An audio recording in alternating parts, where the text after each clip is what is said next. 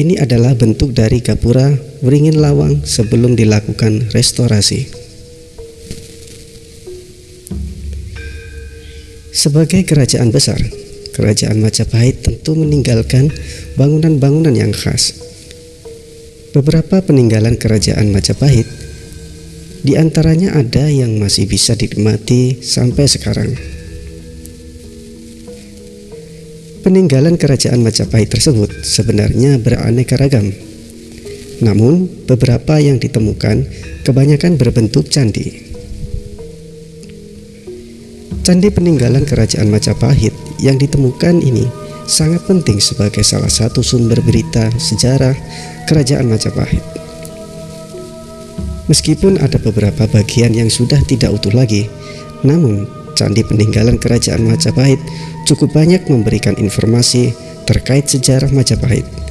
Salah satunya adalah Gapura Wringin Lawang. Gapura ini meski memiliki bentuk semacam candi, namun sebenarnya bukanlah candi, tetapi adalah gapura. Meski demikian, Gapura Wringin Lawang sering disebut dengan candi, karena memang bentuknya sangat mirip dengan candi.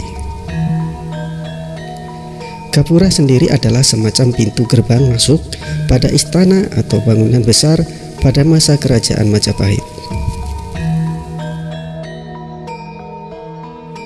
Gapura Wringin Lawang ini adalah termasuk peninggalan Kerajaan Majapahit pada masa abad ke-14.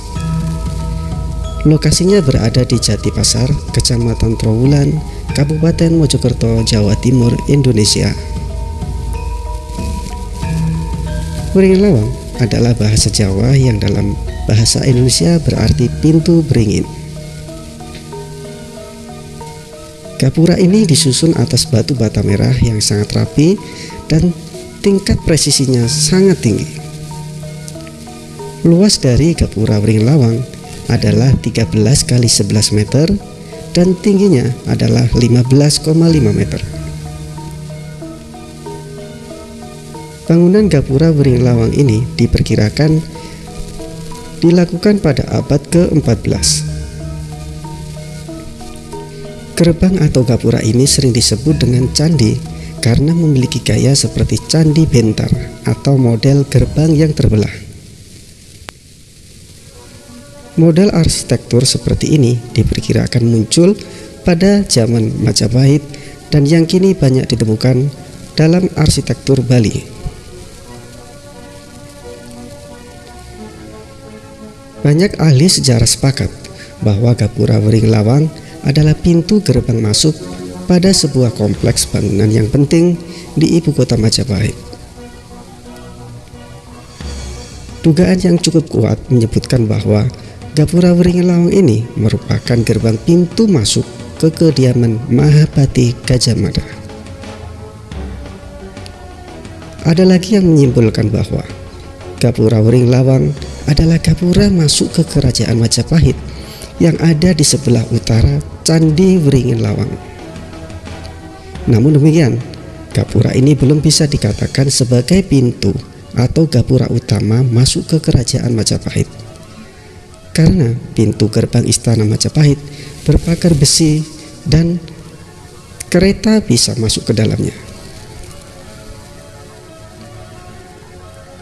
Adapun fungsi Gapura Wringin Lawang adalah sebagai berikut. Ada beberapa penafsiran yang berbeda mengenai fungsi asli dari Gapura Wringin Lawang. Setidaknya ada 3 fungsi Gapura Wringin Lawang yang populer di kalangan para ahli, yaitu yang pertama, Gapura Wringin Lawang berfungsi sebagai pintu gerbang memasuki kompleks keraton Kerajaan Majapahit. Yang kedua, Gapura Wringin Lawang berfungsi sebagai tempat penyambutan tamu penting Kerajaan Majapahit. Yang ketiga, Gapura Wringin Lawang adalah jalan masuk menuju ke rumah Mahapati Gajah Mada. Lalu filosofi yang terkandung dalam Gapura Wringin Lawang, yaitu dalam sebuah karya kerajaan masa lalu, tentu semuanya terdapat makna yang dalam secara filosofis, termasuk untuk Gapura Wering Lawang yang juga memiliki makna secara filosofis. Meski kadang-kadang tafsir makna filosofi tersebut tidak sama dari masing-masing penafsir. Nah, berikut adalah filosofinya. Yang pertama, bentuk Wringin Lawang yang berbentuk seperti puncak gunung melambangkan Gunung Mahameru. Gunung Mahameru ini diyakini sebagai persemayaman para dewa pada masa lalu. Yang kedua, Gapura Wering Lawang terbelah dua. Ini bisa diartikan sebagai konsep dualisme atau pasangan yang selalu ada di dunia, seperti kiri kanan, atas bawah, terang gelap, laki perempuan, dan masih banyak lagi yang lainnya. Bentuk terbelah ini ada juga yang menafsirkan dengan lambang kesuburan. Yang ketiga, gapura kecil yang menempel.